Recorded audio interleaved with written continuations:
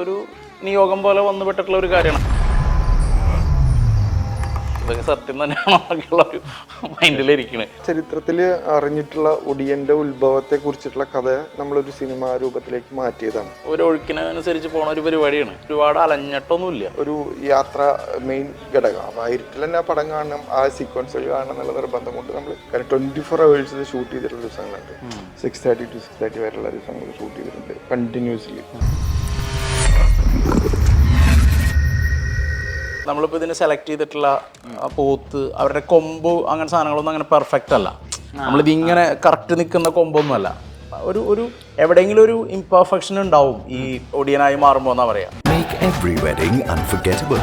Joya Lucas, world's favorite jeweler. കഥയുടെ അവസാനം ഏറ്റവും ഒടുവിൽ സ്വന്തം കാര്യലാഭത്തിന് വേണ്ടി ഒടിവിദ്യ ഉപയോഗിച്ച് കരിമ്പൂച്ചയായി ശാപം കിട്ടിയ ഒടിയൻ്റെ കഥയുണ്ട് പി കണ്ണൻകുട്ടിയുടെ ഒടിയൻ എന്ന നോവലിൽ. അതിനുശേഷം പല ആവർത്തി ഒടിയൻ എന്ന സിനിമ പലരും ചിത്രീകരിക്കാൻ ശ്രമിച്ചു. ഒടിയൻ എന്ന സിനിമയായി വന്നത് 2018 അതിനുശേഷം ഒടിയൻ്റെ കഥ സംസാരിക്കുന്ന ഒരു മലയാളം സിനിമ കൂടി റിലീസാവുന്നു. ഒടിയങ്കം എന്ന സിനിമയുടെ വിശേഷങ്ങൾ പങ്കുവയ്ക്കാൻ സംവിധായകനും പ്രധാന നടനും സംഗീത സംവിധായകനുമാണ് ചെയ്യുന്നത്. നമസ്കാരം. നമസ്കാരം. സംവിധായകനോട് ആദ്യം ചോദിക്കുന്നു വിചാരിക്കുന്നു, ഈ ഒടിയൻ എന്നുള്ള കൺസെപ്റ്റ് ഇപ്പോൾ ഒടിയൻ എന്നുള്ള 2018 റിലീസായ സിനിമയിൽ അതിന് പറഞ്ഞത് കുറച്ചുകൂടി റിയലിസ്റ്റിക് ആയിട്ടാണ്. അതായത് ഇതൊരു അങ്ങനെ ഒരു മാന്ത്രികമായ ഷേപ്പ് ഷിഫ്റ്റിംഗ് ഒന്നുമില്ല, ഇത് ആളുകളെ തെറ്റിദ്ധരിപ്പിക്കുന്നതാണ്, പേടിപ്പിക്കലാണ് എന്നുള്ളതാണ്. എന്ന് വെച്ചാൽ അതിൻ്റെ അപ്പുറത്തേക്ക് ഇപ്പോൾ പാലക്കാടിൻ്റെയൊക്കെ ഐതിഹ്യങ്ങളിലേക്കും ഒക്കെ പോവുകയാണെങ്കിൽ അവിടെ കൃത്യമായി മാന്ത്രികതയൊക്കെ ഉപയോഗിച്ച് മാറുന്ന ഷേപ്പ് ഷിഫ്റ്റേഴ്സ് ആയിട്ടുള്ള ആളുകളെ പേടിപ്പിച്ചിരുന്ന ഒടിയനെ പറ്റി കഥകളുണ്ട്. ഇപ്പോൾ ഞാൻ ഇൻട്രോയിൽ പറഞ്ഞ ഒടിയൻ എന്നുള്ള കഥയിൽ, പി കണ്ണൻകുട്ടിയുടെ കഥയിൽ അങ്ങനെയുണ്ട് നോവല്. ഈ ഒടിയങ്കത്തിൽ ഏത് ഒടിയനെയാണ് ഉദ്ദേശിക്കുന്നത്? ശരിക്കും പറഞ്ഞിട്ടുണ്ടെങ്കിൽ ഒടിയൻ എന്ന സിനിമയിൽ വന്നിട്ടുള്ള ഒടിയനെക്കാട്ടും എൻ്റയർലി ഡിഫറെൻ്റ് ആയിട്ട് ഇപ്പോൾ പി കണ്ണൻകുട്ടി സാറിൻ്റെ കഥയിൽ പറഞ്ഞ പോലെ തന്നെ ഇതിൻ്റെ റിയാലിറ്റി, അതായത് ഇങ്ങനൊരു സംഭവം ഉണ്ടായിരുന്നു എന്നുള്ളതാണ് നമ്മൾ ചരിത്രത്തിൽ കുറിച്ചിട്ടുള്ളത്. അപ്പോൾ നമ്മൾ ആ ചരിത്രത്തിൽ അറിഞ്ഞിട്ടുള്ള ഒടിയന്റെ ഉത്ഭവത്തെ കുറിച്ചിട്ടുള്ള കഥ നമ്മളൊരു സിനിമാ രൂപത്തിലേക്ക് മാറ്റിയതാണ് ആക്ച്വലി. അപ്പം നമുക്ക് എന്താന്ന് വെച്ചിട്ടുണ്ടെങ്കിൽ ഇതിൽ കുറച്ച് എന്താ പറയുക, മന്ത്രവാദവും അങ്ങനത്തെ കുറച്ച് ഈ മിത്തുമായിട്ട് കണക്ട് ചെയ്യുന്ന ഒരു രീതിയിലാണ് നമ്മൾ ചിന്തിക്കുന്നത്. അതായത് ഇവർ ഉപാസിക്കുന്ന ദൈവത്തിനെ നമ്മുടെ സിനിമയിലേക്ക് കൊണ്ടുവരുന്ന ഒരു ക്യാരക്ടറായിട്ട് തന്നെ. അപ്പോൾ അതിനെ ഡീറ്റെയിലിംഗ് ആയിട്ട് എന്താ പറയുക, ഫാന്റസി പോലെ അന്നത്തെ കാലത്ത് ഇങ്ങനെ ഉണ്ടായിരുന്നു എന്ന് തെളിയിക്കുന്ന ഒരുപാട് സത്യങ്ങൾ ഇപ്പോഴും മറിഞ്ഞു കിടപ്പുണ്ട്. അപ്പൊ അത് നമ്മള് ആ സത്യങ്ങളിൽ നിന്നിട്ട് ഒരു കഥ ഉണ്ടാക്കി ആ കഥ ജനങ്ങളിലേക്ക് എത്തിക്കുകയാണ്. അതായത് ഒരു അനുഭവമായിരിക്കും എന്നുള്ള രീതിയിൽ, അല്ലെങ്കിൽ ഇത് നമ്മള് എല്ലാവരും അറിയേണ്ട ഒരു കഥയാണ്, ഒരു വിഷയമാണെന്നുള്ള ഒരു യൂട്യൂബിൽ മാത്രമോ അല്ലെങ്കിൽ ഒരു ചരിത്രത്തിലോ അല്ലാതെ നമുക്ക് നേരിട്ട് ഇരുട്ടെന്ന് പറഞ്ഞ ഒരു റൂമിൽ ഇരുന്നിട്ട് ഒടിയന്റെ ഇരുട്ടിലെ കുറച്ച് കലാപരിപാടികൾ കാണാം എന്ന് വിചാരിച്ചിട്ട് ചെയ്ത ഒരു പരിപാടിയാണ്. അതാണ് ഇതിന്റെ ഒരു ബേസിക് കണ്ടന്റ് ഈ സിനിമയുടെ. ശ്രീജിത്ത് എഴുതിയിട്ടും കൂടി ഉണ്ടല്ലേ പ്രധാന വേഷം ചെയ്യുന്നതിനപ്പുറത്തേക്ക്? ഇല്ല. പ്രധാന വേഷം അഭിനയിക്കുന്ന സമയത്ത് ഈ ഒടിയനെ പറ്റിയിട്ടുള്ള ഒരുപാട് കഥകളുണ്ട്.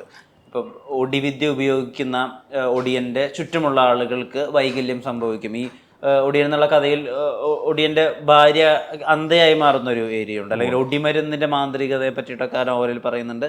ഇപ്പോൾ പാലക്കാടിൻ്റെ മിത്തുകളിലൊക്കെയും ഈ ഒടിയന് ഉള്ള ഏത് രൂപം എടുത്താലും എന്തെങ്കിലും ഒരു പാർട്ടിനൊരു കുറവുണ്ടായിരിക്കും, അല്ലെങ്കിൽ വാലുണ്ടാവില്ല, കാലുണ്ടാവില്ല. അങ്ങനെയൊക്കെ ഈ ഒടിയനിലേക്ക് വരുമ്പോൾ അങ്ങനെയുള്ള പരാമർശങ്ങളൊക്കെ ഉണ്ട്. ഇയാൾ ഒടിയനായി മാറുന്നത് ഇയാളുടെ സർവവും നശിച്ച്, ഇയാൾക്ക് ഇനി നശിക്കാൻ ഇയാളുടെ ശരീരം മാത്രമേ ഉള്ളൂ.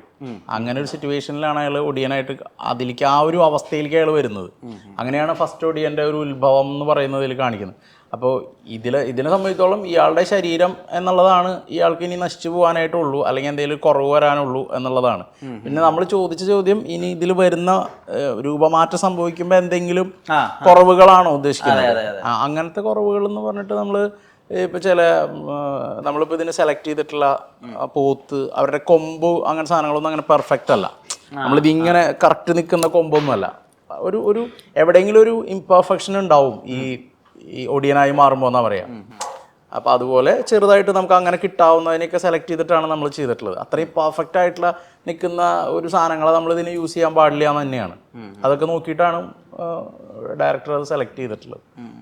ഈ ഫാന്റസി സബ്ജക്റ്റുകൾക്കൊക്കെ ഈ RR കൊടുക്കുമ്പോൾ, ബാക്ക്ഗ്രൗണ്ട് സ്കോർ കൊടുക്കുമ്പോൾ ഉള്ള കാര്യം എന്ന് വെച്ചാൽ ഒന്നാമത് മലയാളത്തിൽ അങ്ങനെ റെഫറൻസ് ചെയ്യാൻ വേണ്ടി മാത്രം മാജിക്കൽ റിയലിസത്തിൽ അവകാശപ്പെടാൻ മാത്രം അങ്ങനെയുള്ള സിനിമകൾ ഉണ്ടായിട്ടില്ല. പക്ഷേ മൈ ഡിയർ കുട്ടിച്ചാത്തന്റെ അതേ ആംബിയൻസ് തരുന്ന സിനിമകൾ വളരെ കുറവാണ്. അതിനെ സീരിയസ്ലി ട്രീറ്റ് ചെയ്തപ്പോൾ ഒരു മിത്തിനെ എടുത്തപ്പോൾ നമുക്കൊരു അനന്തഭദ്രം ഉണ്ട്. അതല്ലാതെ ആ ലെവലിലേക്ക് ഇപ്പൊ കുമാരിയൊക്കെയാണ് ഒരു പരിധി വരെയെങ്കിലും ആ സൗണ്ട് ഡിസൈനിനെ നമ്മൾ ഉദ്ദേശിക്കുന്ന രീതിയിൽ ആ നിഗൂഢത പ്രേക്ഷകരിലേക്ക് എത്തിക്കുന്ന രീതിയിൽ ഒരു എന്താ പറയാ പ്രേക്ഷകരിലേക്ക് ആ ഒരു ആംബിയൻസ് എത്തിച്ചതെന്ന് ഞാൻ വിചാരിക്കുന്നു. ഒടിയങ്കത്തിന്റെ സൗണ്ട് ഡിസൈനിൽ എന്തൊക്കെയാണ് ശ്രദ്ധിച്ചിട്ടുള്ളത്? ഞാൻ ചെറുപ്പം മുതൽ കേൾക്കുന്നൊരു കഥയാണ് ഈ സംഭവം. കാരണം എൻ്റെ അമ്മയുടെ വീട് തൃത്താലയാണ്, അമ്മയുടെ അമ്മ. അപ്പോൾ ആ ചെറുപ്പം മുതൽ ഞാൻ ഈ ഒരു സിനിമ മറ്റ് ഒടിയൻ എന്ന് പറഞ്ഞ സിനിമ വരുന്നതിന് മുമ്പ് തന്നെ ഇതുമായിട്ട് ഞാൻ ഫെമിലിയറാണ് ശരിക്കും. ആ ഒരു നാട്ടും പ്രദേശവും എനിക്ക് എങ്ങനെയോ ഭാഗ്യത്തിന് അത് വന്നു ചേർന്നപ്പോൾ ഞാൻ നോക്കിയപ്പോൾ ഞാൻ പോയി കേട്ട കഥകളും എൻ്റെ വലിയച്ഛൻ കണ്ട കഥകളൊക്കെയാണ് പറയണത്. ബേസിക്കലി ഞാൻ ഇത്തരം കാര്യങ്ങളിലേക്ക് ഇഷ്ടപ്പെട്ട മീൻസ് ഒരു റിലീജിയസ് പ്രൊഫഷൻ അല്ല. പക്ഷെ ഇങ്ങനത്തെ കാര്യങ്ങൾ വരുമ്പോൾ എനിക്ക് അത് കൂടുതലായിട്ട് ചെയ്യാൻ പഠിക്കേണ്ട ആവശ്യം അധികമായിട്ട് വന്നിട്ടില്ല. പക്ഷേ പിന്നെ ഒരു സിനിമാറ്റിക് രീതിയിലേക്ക് വരുമ്പോൾ എന്തായാലും നമുക്ക് അതിന് ലിമിറ്റേഷൻസ് ഉണ്ട്. അതായത് ഇന്നത്തെ ഒരു കൊമേഴ്ഷ്യൽ സിനിമ എങ്ങനെ ആവശ്യപ്പെടുന്ന ഒരു സംഭവം ഉണ്ടല്ലോ, അതിലേക്ക് എത്തിക്കുക എന്നുള്ളതിൻ്റെ മാക്സിമം ട്രൈ ചെയ്തിട്ടുണ്ട്. അതിപ്പോൾ അവിടുത്തെ ഒരു ഫോക്ലോർ കൾച്ചർ കുറേ കൊണ്ടുവന്നിട്ടുണ്ട്. ആ കൈൻഡ് ഓഫ് ടോൺസ് ആണ് ഉപയോഗിച്ചിരിക്കുന്നത് മ്യൂസിക്കൽ. പിന്നെ ചില ഭാഗത്ത് റിച്ച് സ്ട്രിങ്സ് സെഷൻ വേണ്ടിടത്ത് അത് ഉപയോഗിച്ചിട്ടുണ്ട്. കാരണം അത് സിനിമാറ്റിക് ആയതുകൊണ്ട് മാത്രം നമുക്ക്, അല്ലെങ്കിൽ അതായത് ഒരു നോൺ കൊമേഴ്ഷ്യൽ ഒരു ആർട്ട് മൂവി മാത്രമായിട്ട് പോകും. ഈ ഫോക്കാണോ പ്രധാന ഏരിയ? അപ്പോൾ ഒരു ഫോക്ക് ഇതിൽ എന്താണെന്ന് വെച്ച് കഴിഞ്ഞാൽ സിനിമയുടെ ഒരു അധികവും വരുന്ന ഒരു 90% വരുന്നത് ശരിക്ക് ഒരു 100 years ബാക്കാണ്. അപ്പോൾ നമുക്ക് മാക്സിമം ആ ഒരു രീതിയിൽ അങ്ങനെയാണ് കാണിച്ചിരിക്കുന്നത്. പിന്നെ കുറച്ച് 90s വരുന്നുണ്ട്. 90s വേണ്ട മ്യൂസിക്കാണ് ചെയ്തിരിക്കുന്നത്. അങ്ങനെ ഒരു 2 കൾച്ചർ വന്നിട്ടുണ്ട്. 100 years ബാക്കും ഇപ്പോൾ 90s നടക്കുന്ന സംഭവമായിട്ടാണ് വന്നത്. 100 വർഷം മുമ്പുള്ളൊരു കഥ ഇപ്പോൾ വിഭാവനം ചെയ്തൊരു സ്ക്രീനിൽ എത്തിക്കുമ്പോൾ അതിന് വലിയ പ്രൊഡക്ഷൻ കോസ്റ്റാണ് ശരിക്കും സാധാരണഗതിയിൽ വരിക. അതാണ് പലപ്പോഴും ഈ പീരീഡ് സിനിമ ആളുകൾ ചെയ്യാൻ മടിക്കുന്നതിൻ്റെ ഒരു പ്രധാന ഘടകം. അതിന്റെ കണ്ടിന്യൂറ്റി പ്രശ്നം, അല്ലെങ്കിൽ ആളുകൾക്ക് അത് പറഞ്ഞു കൊടുക്കാൻ മാത്രം കേപ്പബിൾ ആയിട്ട് ആളുകൾ ഇന്നില്ല. എന്തുകൊണ്ടാണ് ഈ ഇങ്ങനെ ഒരാൾ ഇങ്ങനെ പെരുമാറുന്നത്, അല്ലെങ്കിൽ എന്തുകൊണ്ടാണ് ഈ ആചാരമുള്ളത്?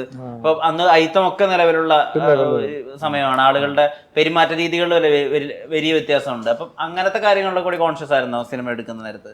തീർച്ചയായിട്ടും. ഞാൻ ഒരു 2015 മുതൽ ഞാൻ കുറച്ച് ഷോർട്ട് ഫിലിംസ് ചെയ്തിട്ടുണ്ട്. അന്ന് മുതൽ ഇന്ന് വരെ ഇപ്പോൾ വന്നിട്ടുള്ളതിൽ ഇതെൻ്റെ 2ാമത്തെ സിനിമയാണ്. ഇതിന് മുമ്പത്തെ സിനിമയിൽ നമ്മൾ ഒരു ഇങ്ങനത്തെ ഒരു എന്താ പറയുക മിത്തുപരമല്ലാത്ത ഒരു സംഭവം, ബാക്കി എല്ലാ ഷോർട്ട് ഫിലിംസിലും ഞാൻ മിത്തുപരമായിട്ടുള്ള കാര്യങ്ങളാണ് ചെയ്തിട്ടുള്ളത്. അതായത് നാഗക്കളം അങ്ങനെയുള്ള കുറച്ച് ട്രഡീഷണൽ പരിപാടികളാണ് നമ്മൾ ചെയ്തിട്ടുണ്ടായിരുന്നത്. സ്റ്റേറ്റ് അവർ ലെവലിലൊക്കെ പോയിട്ടുള്ള വർക്കുകളൊക്കെ. പക്ഷെ ആ വർക്കിനോട് ബന്ധപ്പെട്ടിട്ട് എനിക്കൊരു ചെറിയ എക്സ്പീരിയൻസ് ഉണ്ടായിരുന്നു. മീൻസ് എൻ്റെ മൈൻഡിൽ അങ്ങനെ. അപ്പൊ അത് അന്ന് മുതലേ നമ്മൾ ഇതിന് ഇങ്ങനത്തെ സബ്ജക്റ്റിൽ ചെയ്യുമ്പോൾ നമ്മൾ ശ്രദ്ധിക്കേണ്ട കുറച്ച് കാര്യങ്ങളുണ്ടല്ലോ.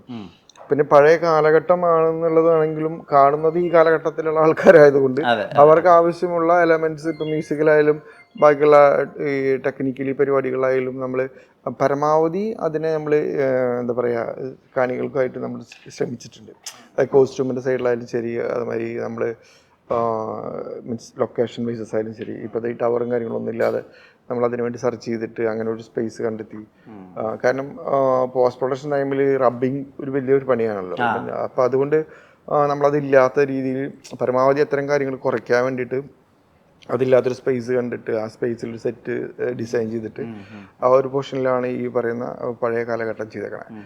അപ്പോൾ ഇവരെല്ലാവരും നമ്മളതിൻ്റെ കാസ്റ്റിംഗ് നമുക്ക് അങ്ങനെ ഒരു ടിപ്പിക്കൽ ഫേസുകൾ നിർബന്ധമായിട്ട് ഉണ്ടാവാൻ പാടില്ല എന്നുള്ള നിർബന്ധം കൊണ്ടാണ് നമ്മൾ ആ കാലഘട്ടങ്ങളൊക്കെ ഫുൾ പുതുമുഖങ്ങളെ തന്നെ യൂസ് ചെയ്തിരിക്കുന്നത്, ടിപ്പിക്കൽ ഫേസസ് കിട്ടാൻ വേണ്ടിയിട്ട്. കാരണം റയർ ഫേസസുകളായിരിക്കുമല്ലോ അന്നത്തെ കാലത്ത്. ഇന്നത്തെ പോലത്തെ ഒരു ക്യൂട്ട് ഫേസസിനപ്പുറത്തേക്ക് കുറച്ച് റയർ ഫേസസ് കിട്ടാൻ വേണ്ടിയിട്ടുള്ള ഒരു ശ്രമം നടത്തി അതിനോട് ബന്ധപ്പെട്ട് സപ്പോർട്ടും റോവായിട്ടും.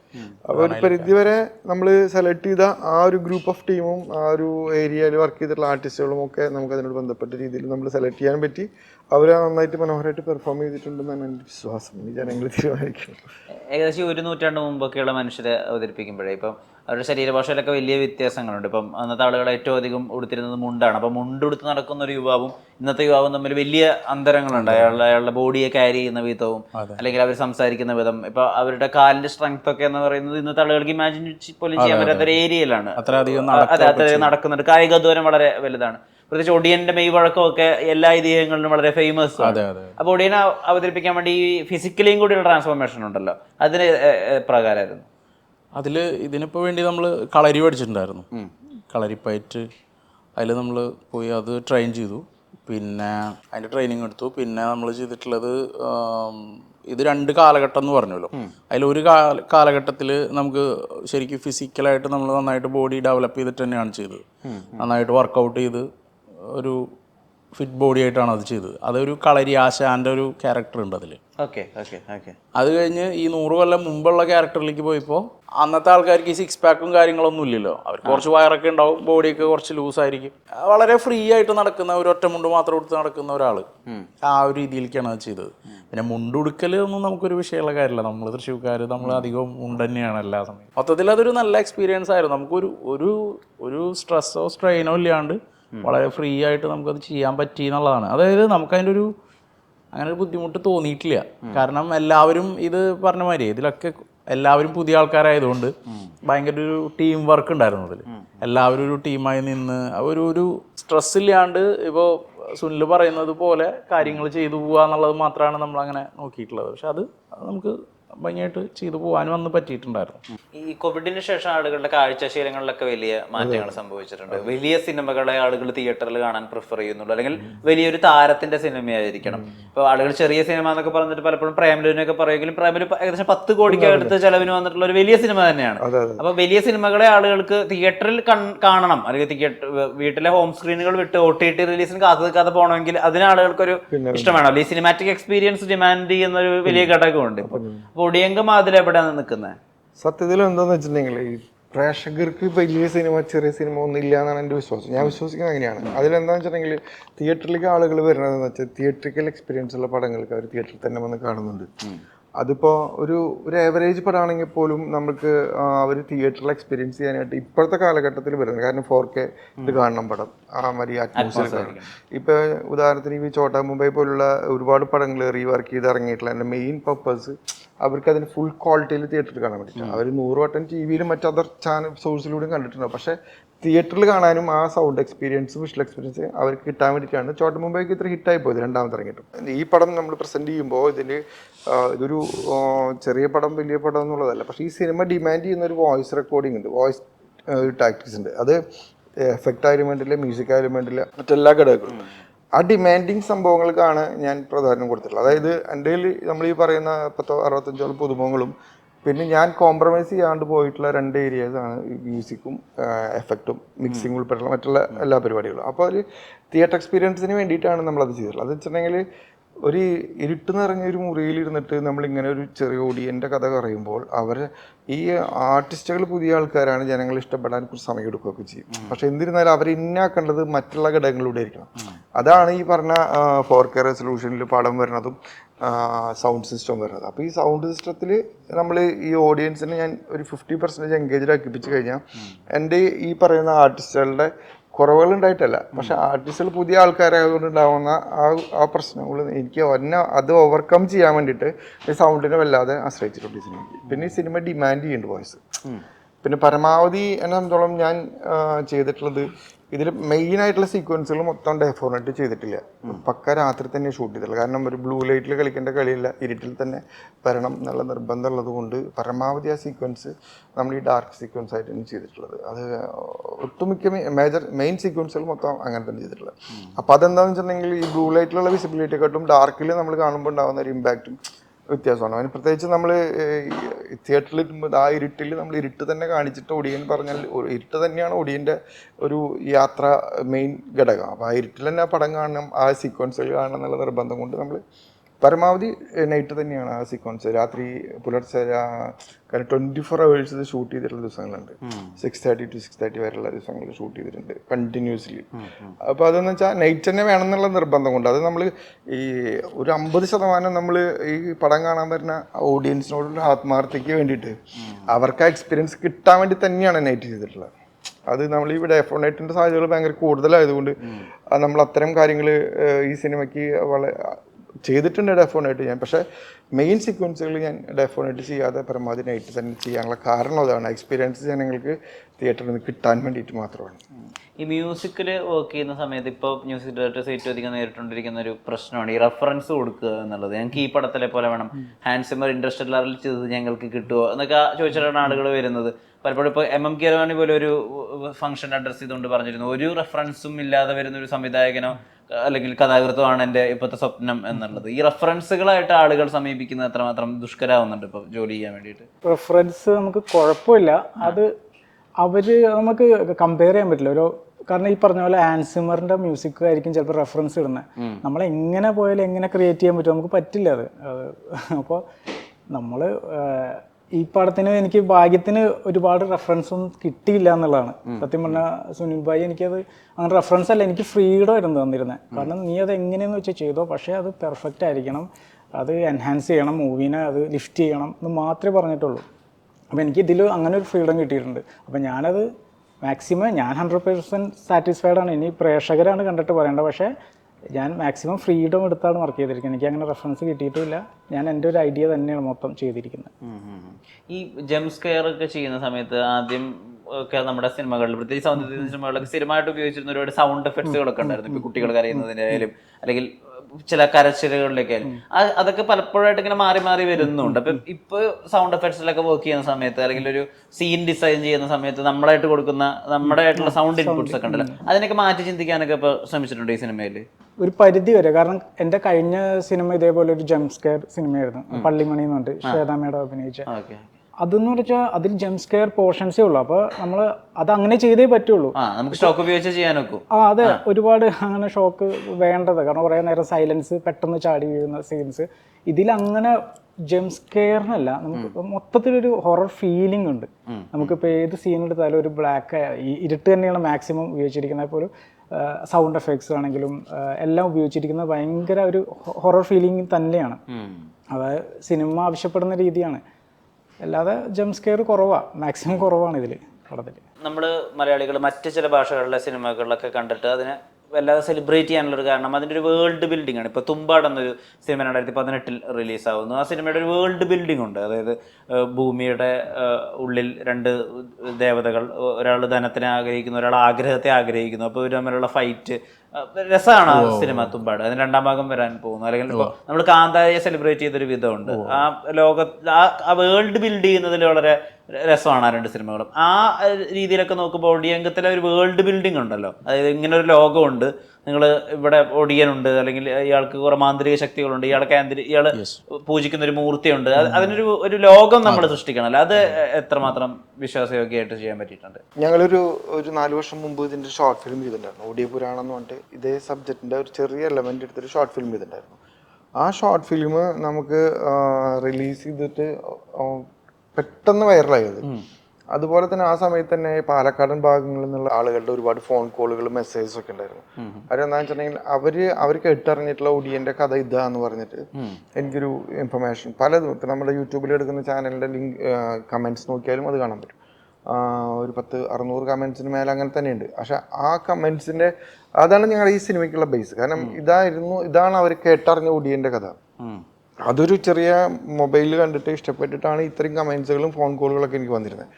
അപ്പോൾ അതിൻ്റെ ബേസിൽ കുറച്ച് അവാർഡുകളൊക്കെ കിട്ടിയിരുന്നു. അപ്പോൾ അതിനോട് ബന്ധപ്പെട്ടിട്ട് ഇതിലേക്ക് വരുമ്പോൾ ഇത് തിയേറ്റർ എക്സ്പീരിയൻസ് ആയിട്ട് ആ കഥയുടെ ഒരു എലമെൻറ്റിന് തിയേറ്റർ എക്സ്പീരിയൻസ് ആക്കി മാറ്റി കഴിഞ്ഞാൽ അതിനെക്കാട്ടും ഡബിൾ ഇമ്പാക്റ്റ് കിട്ടുമായിരുന്നു. അതാണ് ഈ കഥയിലേക്ക് വരാൻ കാരണം. ഇപ്പം നമ്മൾ ഇങ്ങനൊരു സംഭവം നമ്മളൊരു കേട്ടുകേൾവിയുള്ള ഒരു കഥേനെ നമ്മൾ നമ്മുടേതായിട്ടുള്ള രീതിയിൽ നമ്മൾ കുറച്ച് സിനിമാറ്റിക് വേഷനൊക്കെ കൊടുത്ത് നമ്മൾ തിയേറ്ററിൽ കാണുമ്പോൾ ഉണ്ടാവുന്നൊരു ഇമ്പാക്റ്റ് നമുക്ക് സൃഷ്ടിക്കാൻ പറ്റിയിട്ടുണ്ടെന്നാണ് ഞാൻ വിശ്വസിക്കുന്നത്. അതിന് വേണ്ടിയിട്ടാണ് നമ്മൾ ശ്രമിച്ചിട്ടുള്ളത്. ഇപ്പം ഇങ്ങനൊരു കാര്യം കൂടി ഉണ്ടായിരുന്നു പണ്ട്. അതാണ് നമ്മൾ ഈ കഥ എന്ന് പറയുന്ന രീതിയിൽ നമുക്ക് അത് നമ്മളത് ഡോക്യുമെന്റേഷന്റെ ഒരു മൂഡിലേക്ക് വരാതെ ഇതിൽ ഒരു ഫസ്റ്റ് ഒരു നരേഷൻ ചെയ്തിട്ടുള്ള ടീച്ചർ ചേട്ടനാണ്. അപ്പോൾ ഇതിലാകെയുള്ളൊരു സീനിയർ ആയിട്ടുള്ള ഒരാൾ പുള്ളിയാണ്. അദ്ദേഹത്തിൻ്റെ അടുത്ത് ഞാൻ ഇങ്ങനെ ഒരു വിഷയം പറഞ്ഞപ്പോൾ തന്നെ ഇമ്മീഡിയറ്റ് ആയിട്ട് എനിക്ക് റെസ്പോണ്ട് ചെയ്തു. ആൾ പറഞ്ഞു എൻ്റെ അടുത്ത് ഞാൻ ഒന്ന് ചെയ്യാം മനസ്സില്ല എന്ന് പറഞ്ഞിട്ട് ആൾ വന്നിട്ട് ഞാൻ ഇന്ന വേഷ്യൻസ് ആണെന്ന് ആൾ പറഞ്ഞപ്പോൾ ആളെന്നോട് പറഞ്ഞു 2 ടൈപ്പ് വോയിസ് ഉണ്ടായിരുന്നു പുള്ളിയുടെ, നരേഷനുണ്ട്, ഒരു അശരീരം ഉണ്ടായിരുന്നു. അപ്പോൾ ആൾ എൻ്റെ അടുത്ത് പറഞ്ഞു, ആൾ ഈ പ്രായത്തിലും എൻ്റെ അടുത്ത് പറഞ്ഞു, അദ്ദേഹം പറഞ്ഞു, സുനിലെ ഞാനൊരു കാര്യം ചെയ്യാം, പുലർച്ചെ 6 മണിക്ക് വരാം, അപ്പം ശബ്ദം കുറച്ച് ബേസ് കിട്ടും, നമുക്ക് അങ്ങനെ ചെയ്താലോ എന്ന് ചോദിച്ചെടുത്ത്. അപ്പം ഞാൻ പറഞ്ഞു, ഞാൻ ഭയങ്കര എക്സൈറ്റഡ് ആയി. കാരണം ഇപ്പോഴത്തെ ഒരു ജനറേഷനിൽ ഇപ്പം ഈ ആൾക്കാർ പോലും ആ സമയം എന്നൊക്കെ പറഞ്ഞിട്ടുണ്ടെങ്കിൽ 12 മണിക്ക് വരാടാ അല്ലെങ്കിൽ 1 മണിക്ക് വരാടാ എന്നൊക്കെ പറയുന്ന ആ അവസ്ഥയിൽ നിന്ന് പുള്ളി എത്രത്തോളം ഇൻവോൾവ് ആയിട്ട് എന്നോട് പറയാണ്, ഞാൻ പുലർച്ചെ 6 മണിക്ക് വരാൻ സുനിലെ സ്റ്റുഡിയോ അവൈലബിൾ ആവുമെന്ന് ചോദിച്ചു. ആളിതിൽ അഭിനയിച്ചിട്ട് പോലും ഇല്ല കേട്ടോ. അഭിനയിച്ചിട്ടില്ല. അപ്പോൾ ആൾ പറഞ്ഞു സ്റ്റുഡിയോ അവൈലബിൾ ആണെന്ന് ചോദിച്ചപ്പോൾ ഞാൻ അവൈലബിൾ. അപ്പോൾ ഞാൻ സാറേ ഓക്കെ ഓക്കെ നമ്മുടെ നാട്ടിൽ തന്നെയല്ലേ, തൃശ്ശൂരല്ലേ, കുത്തി തുറന്നിട്ടായാലും നമുക്ക് ഡബ് ചെയ്യാൻ കുഴപ്പമില്ല എന്ന് പറഞ്ഞു. അപ്പോൾ ആൾ പറഞ്ഞു എന്നാൽ ശരി 6 മണിക്ക് ഫിക്സ് ചെയ്തതൊന്നുമില്ല, ഞാൻ വരാം എന്ന് പറഞ്ഞിട്ട് ആളെൻ്റെ അടുത്ത് വന്ന് 6 മണിക്കാണ് ഞാൻ വരണേക്കാൾ, സത്യം പറഞ്ഞാൽ ഞാൻ സ്റ്റുഡിയോയിൽ എത്തണേക്കാട്ട് മുന്നേ പുള്ളി സ്റ്റുഡിയോയിലെത്തി. അതായത് രവിചന്ദ്രൻ സ്റ്റുഡിയോയിലെത്തിയിട്ട് എന്നെ വിളിക്കുകയാണ്, സുനിലെ ഞാനിവിടെ ഇണ്ടിട്ടാന്ന് പറഞ്ഞു. അപ്പം ഞാൻ വന്നുകൊണ്ടിരിക്കുന്നുള്ളൂ, ഞാൻ വരുന്നേക്കാട്ട് 6 മണിക്ക് മുമ്പ് പുള്ളി അവിടെ എത്തി. എന്നിട്ട് ഞാൻ വന്ന് നേരെ ഡബ് ചെയ്യാനായിട്ട് കയറി നരേഷൻ പറഞ്ഞ് ആദ്യം ആൾ റഫ് ട്രാക്ക്, സുനിലെ ഞാൻ ഒരു റഫ് ട്രാക്ക് ചെയ്യണമെന്നുണ്ട്, ഫുള്ള് റഫ് ട്രാക്ക് ചെയ്തിട്ട് അതായത് കുട്ടികളെ പോലെയാണ് പുള്ളി നമ്മളിത്. കാരണം ഈ ഡബ്ബിങ് ഷൂട്ടിൽ നിന്ന് നേരെ കൺസോളിലേക്ക് ഓടിയിട്ടൊക്കെയാണ് വരുന്നത് പുള്ളി. ആ പുലർച്ചെ 6 മണി നേരത്തൊക്കെ. എന്നിട്ട് ഓടി വന്നിട്ട് ആളത് ഓരോന്നൊക്കെ മാർക്ക് ചെയ്ത് ഇനി നമുക്ക് മെയിനായിട്ട് ചെയ്യാമെന്ന് പറഞ്ഞിട്ട് ആൾ 2 ടൈപ്പായിട്ട് എനിക്ക് ചെയ്തു തന്നു. എന്നിട്ട് ഞാൻ ഓക്കെ പറഞ്ഞ് എല്ലാം കഴിഞ്ഞ് പിന്നെയും ആള് 2 വട്ടം 3 വട്ടം ഇരുന്ന് കണ്ടിട്ട് കേട്ട് വീണ്ടും കണ്ണടച്ചിട്ടാണ് ഈ കേൾക്കണം മൊത്തം, വിഷ്വലൊന്നും ഇല്ല ആൾ കണ്ണടച്ച് കേട്ടിട്ട് 1 മിനിറ്റാന്ന് പറഞ്ഞിട്ട് വീണ്ടും പോയിട്ട് ലാസ്റ്റ് ഫൈനൽ ഇത് വന്നിട്ട് ആണ് ഡബ് ചെയ്യണത്. എന്നിട്ട് എല്ലാം ക്ലിയർ ആയിട്ട് എന്നോട് ഹാപ്പി അല്ലേ സുനിലെന്ന് വെച്ചാൽ അപ്പോൾ പറഞ്ഞു കുറച്ച് വിഷ്വൽസ് എനിക്ക് കാണണം എന്നൊക്കെ പറഞ്ഞു. അപ്പം ഞാൻ പറഞ്ഞു കാണാം എന്നുള്ള രീതിയിൽ ഞാൻ ഫുള്ള് ഒരുമാതിരി ഒരു 50% വിഷ്വൽസ് ഞാൻ പുള്ളിനെ കാണിച്ചത്. അപ്പോൾ ചേട്ടൻ പറഞ്ഞു എൻ്റെ അടുത്ത് അത് നല്ല രസമുണ്ട് കാണാനായിട്ട്, ക്യാമറയും മ്യൂസിക്കും എല്ലാം നല്ല രീതിയിൽ വന്നിട്ടുണ്ട്, നല്ല. പിന്നെ ആളുടെ ചെറുപ്പകാലത്ത് ആൾ കേട്ടറിഞ്ഞ കുറേ ഒടി കഥകളുണ്ട്. ഈ പോത്തിങ്ങിൻ്റെ കാല് വെച്ച് കെട്ടി ആൾക്കാർ പോക്കറ്റൊക്കെ അടിക്കാൻ വരുന്ന പഴയ കാലഘട്ടം തൃശ്ശൂരുണ്ടായിരുന്ന എൻ്റെ കഥകളൊക്കെ പറഞ്ഞ് ഒരുപാട് നേരം സംസാരിച്ചിട്ടൊക്കെ പിരിഞ്ഞിട്ടുള്ളത്. ഇതിൻ്റെ ഏറ്റവും രസകരമായ കാര്യം ഇതല്ല, ഇത് കഴിഞ്ഞിട്ട് 2 ദിവസം കഴിഞ്ഞപ്പോൾ ഞാൻ മിക്സിന് ഞാൻ കയറ്റുമെന്ന് പറഞ്ഞ് മിക്സ് കഴിഞ്ഞിട്ട് ഉണ്ടാവും എന്നുള്ള രീതിയിൽ പുള്ളി വേറൊരു 2 ദിവസം കണ്ടെന്നെ ഇങ്ങോട്ട് വിളിക്കുകയാണ്. സോണിൽ എന്തെങ്കിലും മാറ്റങ്ങൾ ഉണ്ടെങ്കിൽ പറഞ്ഞോളൂ, ഞാൻ വീണ്ടും വരാം, എന്നെ ബുദ്ധിമുട്ടിക്കണമെന്ന് പുള്ളി വിചാരിക്കരുത്, ഞാൻ വീണ്ടും വരാം, സോണിൽ എന്തെങ്കിലും മാറ്റം ചെയ്യണമെങ്കിൽ പറഞ്ഞോളൂ, ഞാൻ വരാമെന്ന് പറഞ്ഞിട്ടാണ് പുള്ളി പിരിഞ്ഞത്. അത്രയും ഹാപ്പി ആയിട്ടാണ് പുള്ളി ഇതിൻ്റെ വിഷ്വലും ഈ പടത്തിനോടും പുള്ളി ഒരു അറ്റാച്ച്മെൻറ്റ് കാണിച്ചത്.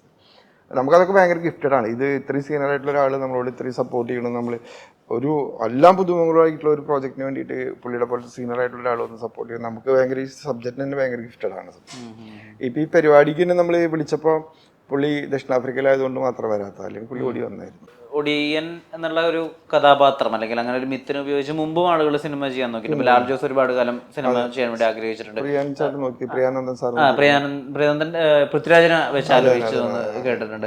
അങ്ങനത്തെ ആളുകളായിട്ട് സംസാരിക്കാൻ അവർ ചെയ്തൊരു റിസർച്ച് മെറ്റീരിയലിനെ പറ്റി മനസ്സിലാക്കാൻ ശ്രമിച്ചിട്ടുണ്ടോ? പ്രിയൻ സാർ നമ്മൾ വളരെ കൂട്ടുകാരനെ പോലത്തെ ഒരാളാണ്. അപ്പോൾ പുള്ളിയുടെ അടുത്ത് ഞാൻ ഇങ്ങനെ ഒരു വിഷയം പറഞ്ഞിട്ടെന്ന് വെച്ചാൽ മുന്നേ ഈ ഷോർട്ട് ഫിലിം കണ്ടിട്ട് ഈ യൂട്യൂബിൽ വന്ന സമയത്ത് ഞാൻ ആളെ ഇൻഫോം ചെയ്തപ്പോൾ പുള്ളീൻ്റെ അടുത്ത് പറഞ്ഞു, ചേട്ടാ കണ്ടിരുന്നു, ഞാൻ യൂട്യൂബിൽ അപ്ലോഡ് ചെയ്തതിന് ശേഷം ഒരു 6 മണിക്കാണ് അപ്ലോഡ് ചെയ്യണത്, ഞാൻ ഒരു 6:45 ആയപ്പോഴേക്കും ഞാൻ പുള്ളീനെ വിളിക്കണം, ചേട്ടാ ഞാൻ യൂട്യൂബിൽ അപ്ലോഡ് ചെയ്തിട്ടുണ്ട് കണ്ടിരുന്നു എന്ന് ചോദിച്ചിട്ടുണ്ട്. അത് ചോദിക്കാനായിട്ട് ഞാൻ അങ്ങനെ വിളിക്കണം.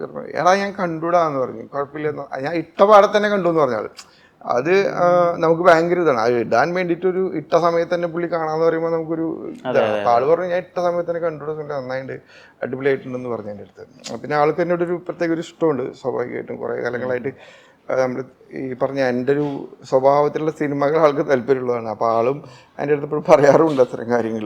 അതായത് കുറച്ചുകൂടി ഈ കാലഘട്ടത്തിനനുസരിച്ച് കുറച്ചൊരു കൊമേഴ്ഷ്യലൈസ് ചെയ്ത് ചിന്തിക്കണടാ, അല്ലെങ്കിൽ നീ ചിലപ്പോൾ ഒന്നല്ലാണ്ടായി പോവും, കുടുംബം നോക്കണ്ടെന്ന് പറഞ്ഞിട്ടൊരു ഉപദേശമൊക്കെ തരാറുണ്ട്. പക്ഷെ നമുക്ക് നമ്മുടെ ഉള്ളിൽ എടുക്കുന്ന സംഭവം വെച്ചിട്ടുള്ളൊരു കൊമേഴ്ഷ്യലൈസേഷനാണ് ഈ സിനിമ ശരിക്കും പറഞ്ഞാൽ. ഒരു മലയാളത്തിലൊരു നായക നടനാവുക അതൊക്കെ തന്നെയായിരുന്നു ആഗ്രഹം? അങ്ങനെയൊന്നും അങ്ങനെ വല്ലാണ്ട് ആഗ്രഹിച്ചിട്ടൊന്നുമില്ല, ഒരു ഒഴുക്കിനനുസരിച്ച് പോണ ഒരു പരിപാടിയാണ്. പക്ഷെ അഭിനയം എന്നുള്ള കാര്യം ഇഷ്ടമുള്ള കാര്യമായിരുന്നു. പക്ഷെ അതിനു വേണ്ടി അങ്ങനെ ഒരുപാട് അലഞ്ഞിട്ടൊന്നുമില്ല സത്യത്തിൽ. പിന്നെ ഇതിപ്പോൾ ഒരു നിയോഗം പോലെ വന്നുപെട്ടിട്ടുള്ള ഒരു കാര്യമാണ്. ആ ഷോർട്ട് ഫിലിം ചെയ്യാനിടയായി, അപ്പം അതിൽ നിന്ന് ഇതിപ്പോൾ ഡെവലപ്പായി സിനിമയായി. അപ്പം അങ്ങനെ ഞാനെപ്പോഴും ഇതൊന്നായിട്ട് അങ്ങോട്ട് ഇതൊക്കെ സത്യം തന്നെയാണോ എന്നൊക്കെയുള്ള ഒരു മൈൻഡിലിരിക്കണ്. അങ്ങനെ ചെയ്തു പോയി എന്ന് മാത്രമേ പറയാനുള്ളൂ. പിന്നെ നായക നടനാവാന്നൊക്കെ പറഞ്ഞാൽ അത് കാണാം, അത്ര തന്നെ ആയി. ലോകത്ത് എവിടെയും ലോക്കലി ഗ്രൗണ്ടഡ് ആയിട്ട് നിന്നിട്ട് അവരുടെ ഫാന്റസി കഥകൾ അല്ലെങ്കിൽ അവരുടെ ഹൊറർ കഥകളൊക്കെ പറയുമ്പോഴാണ് ശ്രദ്ധിക്കപ്പെടുന്നത്. ഇപ്പം കാന്താരി ആയാലും ലോകത്ത് ഇപ്പൊ ഹെറിഡിറ്ററിയോ അല്ലെങ്കിൽ സ്ലേവ്സ് ഓഫ് സാത്താനൊക്കെ എടുത്ത് നോക്കിയാൽ അങ്ങനെയാണ്. അതെ, അവരുടെ സ്ഥലത്ത് നിന്ന് അവരുടെ ആചാരങ്ങളിൽ നിന്നുകൊണ്ട് ഒരു ഹൊററോ ഫാന്റസിയോ ഒക്കെ പറയുമ്പോഴാണ് ശ്രദ്ധിക്കപ്പെടുന്നത്. ആ ഒരു വിധി ഒടിയങ്കത്തിനും ഉണ്ടാവട്ടെ, സിനിമ ശ്രദ്ധിക്കപ്പെടട്ടെ. നേരത്തിന് ഒരുപാട് നന്ദി, നമസ്കാരം. Make every wedding unforgettable. Joya Lucas, world's favorite jeweler.